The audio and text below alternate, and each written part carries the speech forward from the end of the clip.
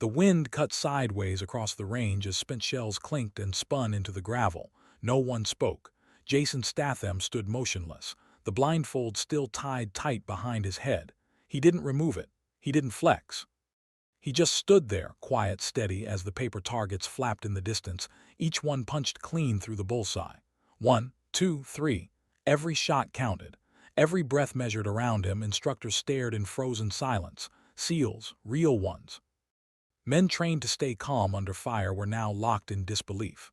One man still held his own pistol at his side, forgotten, limp. Someone whispered that the old guy couldn't see. Someone else whispered he never needed to. Jason Statham didn't hear them. Or if he did, he didn't care. He calmly unwrapped the blindfold and dropped it to the dirt. His eyes didn't scan the targets. He already knew where they landed.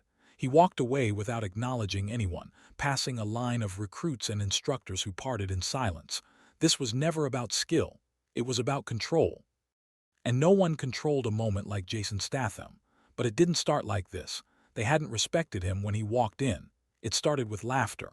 2 days earlier, in a dry stretch of desert 2 hours off base, the SEAL compound buzzed with early morning drills. Dust kicked from boots. Radios chirped. Inside the training lodge, new recruits checked in. Fresh uniforms, clean names. One man leaned against the front desk with a folded paper in hand, visitor clearance signed off by a lieutenant who'd retired years ago. Jason Statham looked out of place. Dusty jeans, lightweight jacket, unshaved face, and a calm stare that made some of them uncomfortable for reasons they couldn't explain. The clerk behind the desk flipped the paper over twice before looking up. Asked if Jason was someone's grandfather. Jason just stood there. No expression. No hurry. A junior instructor walked over. Young, bulked, arrogant, the kind of confidence built in air conditioning and mirrors. He asked Jason if he was lost. Offered him a shuttle back to town. Jason didn't respond. He just handed over the second form. It was old, faded, but it bore a SEAL crest. A name, a clearance code, and a classification stamp. Archival direct action operator, retired, untraceable. The clerk went quiet. The junior instructor didn't get it, thought it was a fake. He told Jason to sit, told him to wait, then went back to mocking him from across the room. Jason sat. He didn't listen. He observed every recruit, every pattern, every instructor's voice, print, stance, posture. The range had changed, but the air hadn't. It still carried the same heat, the same unspoken challenge, the same unsaid test between men who believed in strength and the one who carried it like a curse. By midday, the mockery reached the senior instructor, a man named Calder. Calm, precise, respected. He walked up to Jason in the yard and asked if he was there for the open-range observation. Said they were doing live-fire drills. Said if Jason wanted to watch, he'd need goggles. Jason nodded once, didn't take the goggles, he just followed. The SEALs had the range laid out with timed stations, 5 targets, various distances, rapid movement between lanes. Recruits cycled through in pairs. One moved, one covered. Results projected on a screen near the tent. Jason watched, no commentary, just eyes locked in. Some of them noticed.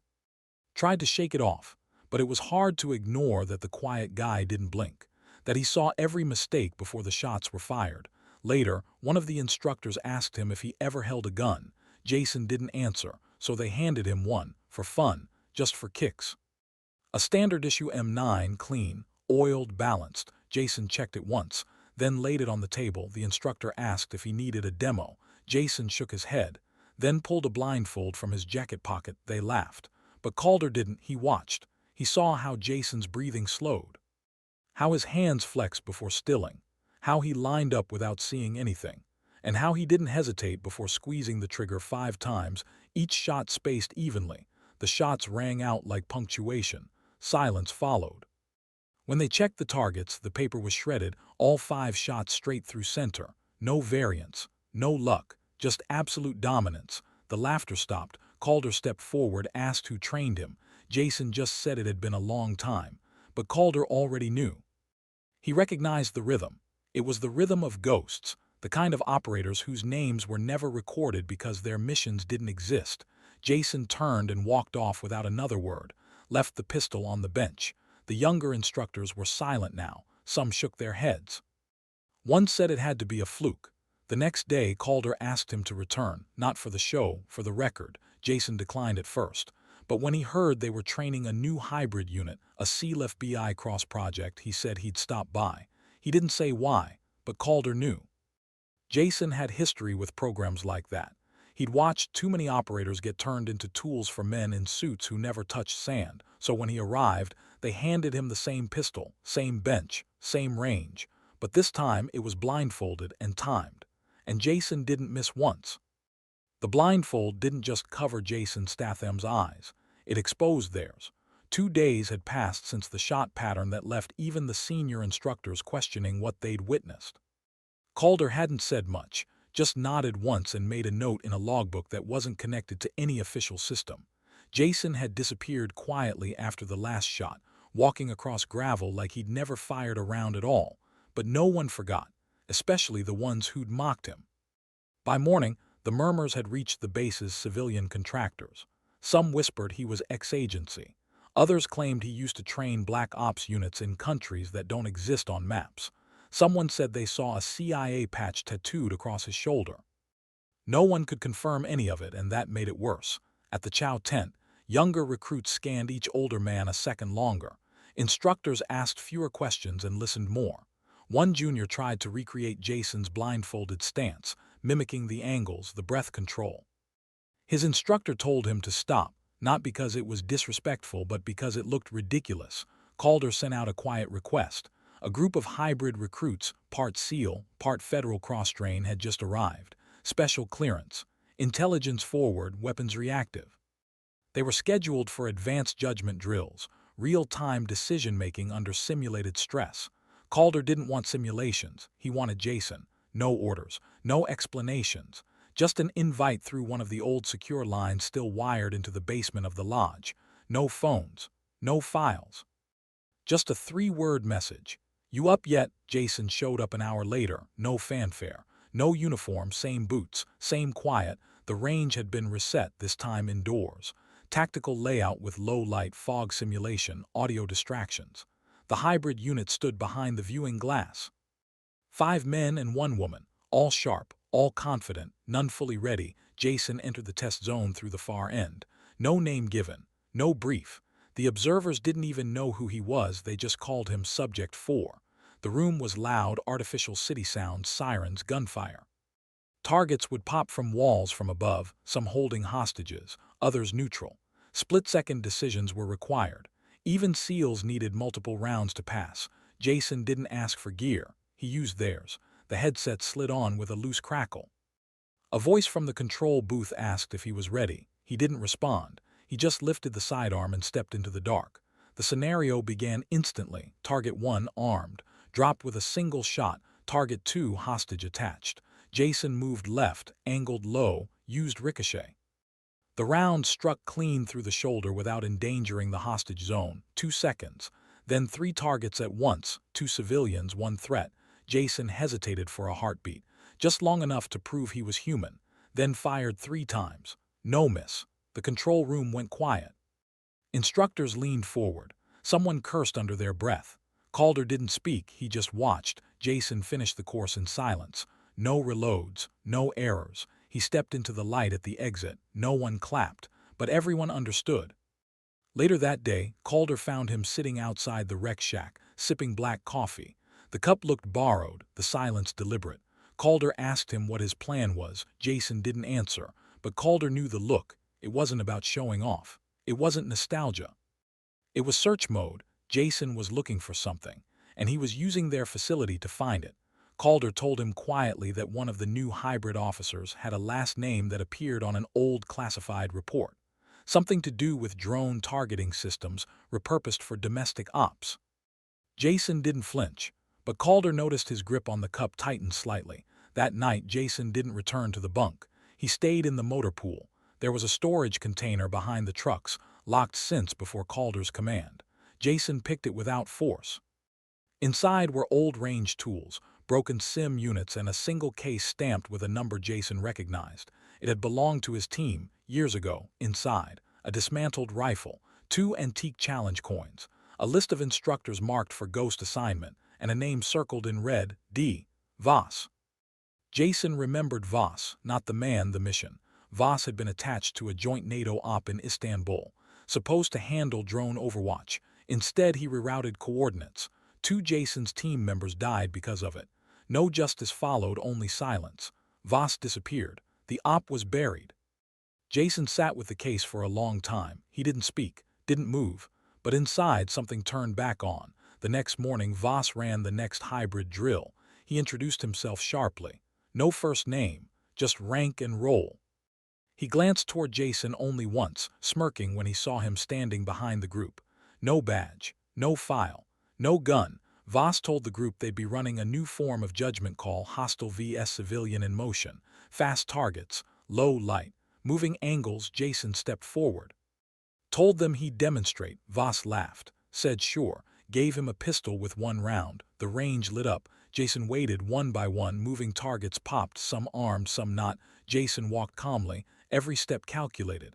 He raised the pistol once, fired. The only hostile target dropped. The rest remained untouched. Jason handed back the gun, looked Voss in the eye, then walked out of the building. Voss didn't smirk anymore, because the cameras had caught his face during the drill.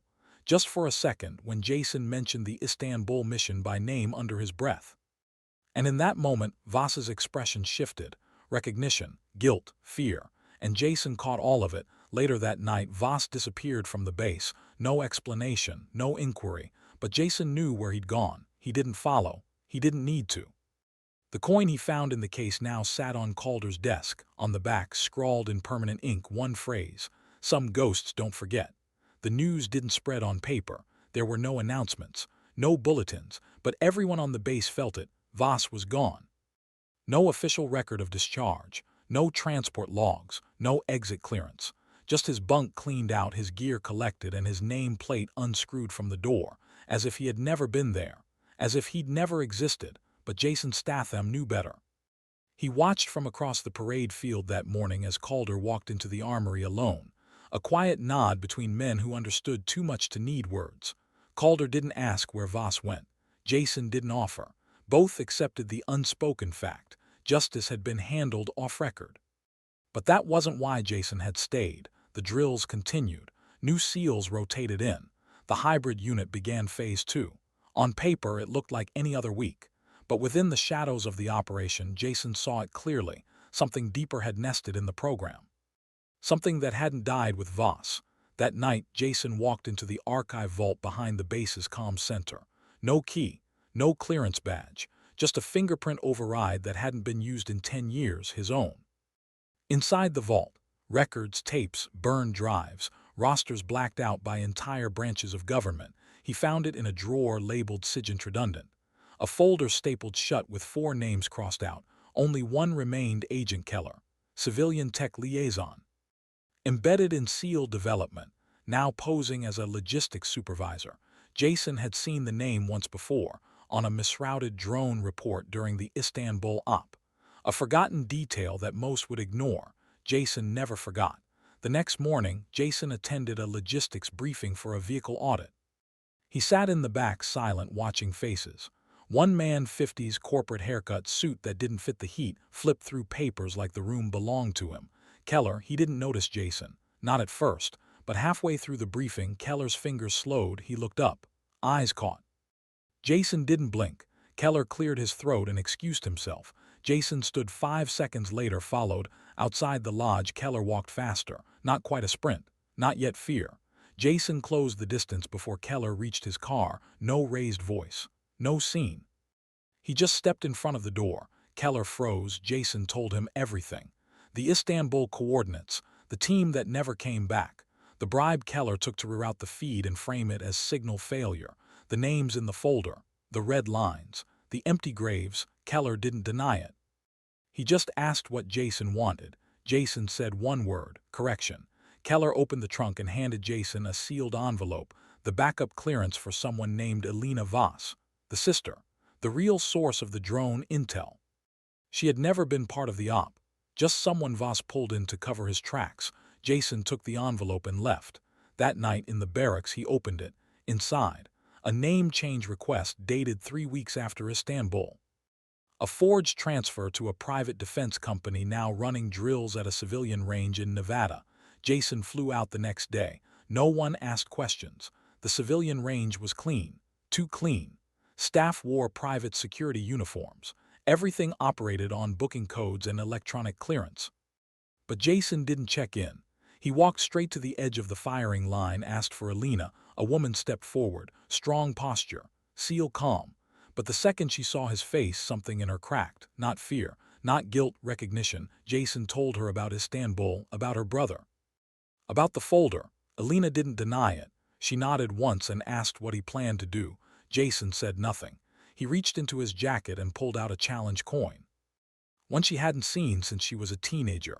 When her brother had promised he'd never let the world turn her into a weapon, she took it, closed her hand around it, told him thank you, then walked away. Jason didn't follow. Back at the SEAL base, Calder received one final message from Jason, handwritten, folded in half, taped to the bench at the firing range inside. A single line. Ghosts don't fade. They wait. Calder stood there for a long time, rereading the line as drills carried on behind him. Jason Statham was gone again. But not hidden, not forgotten, just somewhere else, watching, always watching, because to most people he was just an old man, but to those who knew he was the last step between silence and consequence. And when the shots stopped ringing, he was the reason they never fired again.